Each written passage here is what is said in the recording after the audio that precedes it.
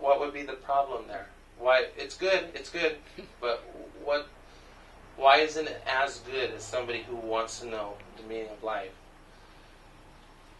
It's because once they get, maybe they're in a better situation, then they're like, all right, thanks God, see ya, or something, whatever spiritual path. I'm saying God, but there's many paths. But in other words, somebody goes, actually somebody said it's like if we pray to God for bread, is it love of God or love of bread? So like some people go to God to ask for things like, oh, I would really like a new car, or I don't know, maybe there's people like that.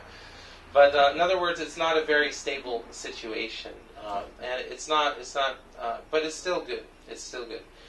So the person who has knowledge is definitely the person who's in the most advantageous position, and that's the thing. If we're not now, that's the thing.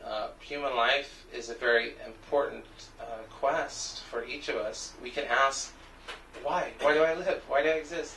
And seek and you shall find.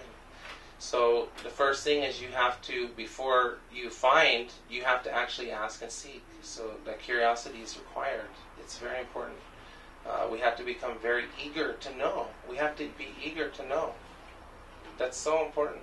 And we should always take advantage of this opportunity. Just to wrap it up. So the person who finally gets knowledge, who's after knowledge, he actually gets knowledge. What did we say that knowledge does? When we were talking about knowledge, we're like, why should we get knowledge? What did we say that knowledge does? It helps you make better decisions. In other ways, it helps you follow guidelines in your life so you don't get yourself into trouble. That's pretty much what the purpose of knowledge is. So it helps you follow guidelines. So that's the same thing with the traffic light. It's a guideline. It helps people, by restricting them, you get more freedom. It's an amazing, radical concept, I know, but it's the thing. You have to see in your life, where has unrestricted activity and behavior, like what has it ever brought me? The material body is limited. When I was a teen, like 18, my friend, he took me to San Francisco, and there was a party, a rave, so they played music. It went for 2 days. I was there for a day, and I was like, all right, burnt out. And then some people were there partying for 2 days, but 2 days, but still, there was a point when they just were like suffering, like, I can't stay up anymore, I can't party anymore, I'm done partying. So that's the whole thing, is our body's limited. So in other words, I'll leave you with this thought, and we can open it up. Think about every material kind of pleasure you can think of. In other words, what kind of pleasure that you can achieve through this physical body. Think about it. All of it has a peak, and then it declines, isn't it? So there's a peak experience, and then it declines. So spiritual life, what it really means is to have enough knowledge that it never has to decline. And that's coming back to that word parangati, the most paramount goal, the highest goal. So that highest goal is there, but it's everywhere, actually, in front of our eyes. But we have to look for it. We have to come for the right reason. If we come for material things, then we may get some material improvement of ourselves. But ultimately, material thing won't satisfy our soul. That's a fact. We need something much deeper, and knowledge is definitely an important part of that. So I'll end there. Thanks for your attention. Is there any comments or questions before we move on? I was thinking about your example of water. Yeah. And I was thinking knowledge is like water, but for the mind. It's like knowledge is like water for the mind. Okay. Could curiosity and knowledge be tied together? Curiosity and knowledge? Well, in Sanskrit, those 4 people mentioned, in Sanskrit, the word knowledge, or person seeking knowledge, is called a jnani. It means somebody who's a seeker. So really spiritual life. But before that, it's called jigyasu. So G, jnana, it's a little prefix that means precursor to knowledge. In other words, before you come to knowledge, you enter an inquisitive state. So yeah, it's definitely related. First you inquire, and then you begin to acquire knowledge. Actually, the difference between the two. Sorry, Yeah, I studied the same thing. go for it, please. The difference is that one, and you kind of alluded to it, at least came very closely when you described the 4 types of personalities. The difference between one who's Mia, did you ask that? Oh, okay. One who's after knowledge. That person is ready to make personal changes, whereas on the platform of inquisitiveness, there's no determination to change oneself. In other words, one's not ready to make changes.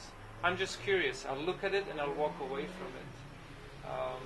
I'm not ready to face the new revelation and perhaps adjust myself to it. Check it out. Yeah. That's exactly what I was going to say. Like in psychology. You're welcome. Yeah, I was trying to say that, but it's like you said it. So in psychology, they have all those what they call ego. They're like defense mechanisms, ego defense mechanisms. In other words, like we all know, it's like something's true, but there's a thing called denial, and there's like a thing like projection. There's all these different things that we do to avoid making an adjustment to reality. But that's the thing about reality, is that these physical laws are real, and in other words, it's imperative to know about them and to try to gain an understanding of why they're there and things like that. So, sorry. Yes, please. When you finally succeed in finding the knowledge that you want, would you say that that's wisdom? I mean, wisdom tied together with God as well?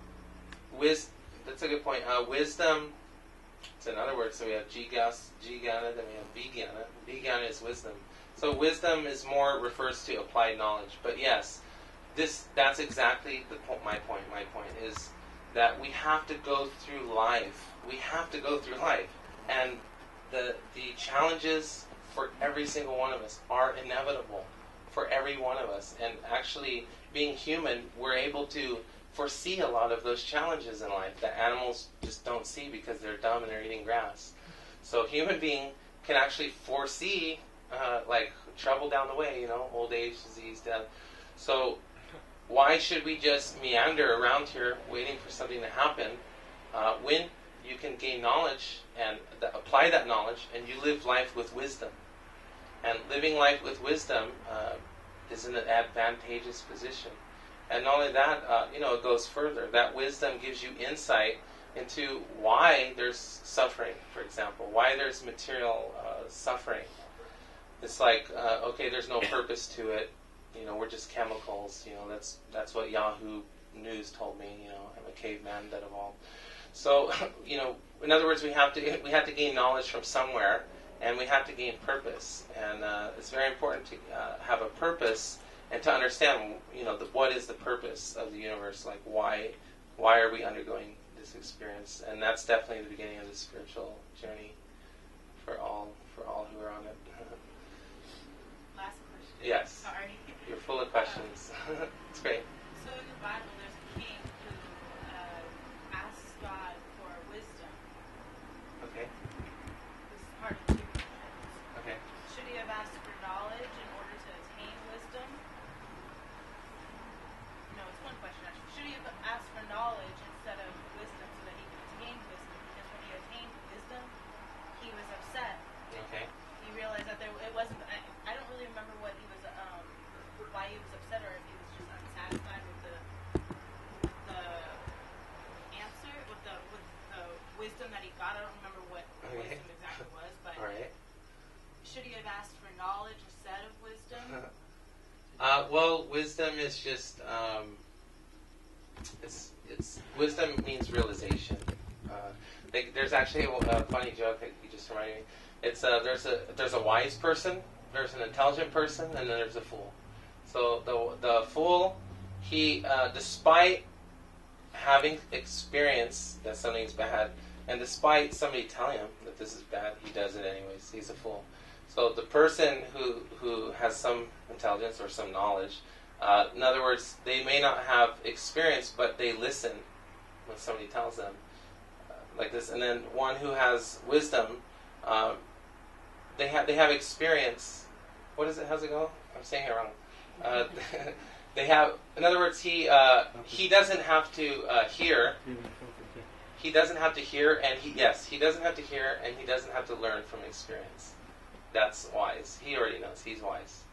So the person, knowledge, they'll accept something, but still they may have to learn experience. And then the person who, despite hearing and despite experience that something's bad, he still does it. So, I hope that made sense. I think it did. Yes. So does that mean that the wise person can actually experience or learn from others' experiences and not have to go through them exactly. That's my point. And You therefore said it. grow stronger by watching what goes on around Yeah. them. In other words, there's a kid who's like, his mother's like, "Don't touch the fire, Billy," and he's like, "Well, Mom said don't touch it, but I really want to touch it." So he touches it, and he burns like, "Ow!" And then You know, it becomes that's wise. smart. And then, but he's a fool because he keeps doing it, right? So he's the fool. He's like, "Well, is it different this time?" You know. So that's a fool. But the person, the person who's wise, yes, they can see Billy touching the fire, and they're like, "Oh, jeez, he's seen it burn." And the mother's saying, and then the person who's actually, but the person who listens just to the mother, she's like, "Good," and he exceeds everyone. So that's the benefit of finding. That's why in spiritual traditions in the East, anyways, you have a guru. Why? Because the guru gives you a shortcut, because he's so experienced and wise.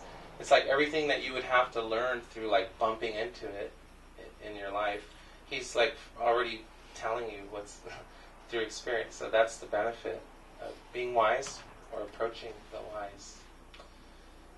So good questions. There's a lot of new faces. It's great. So, okay, we'll end there. Thank you.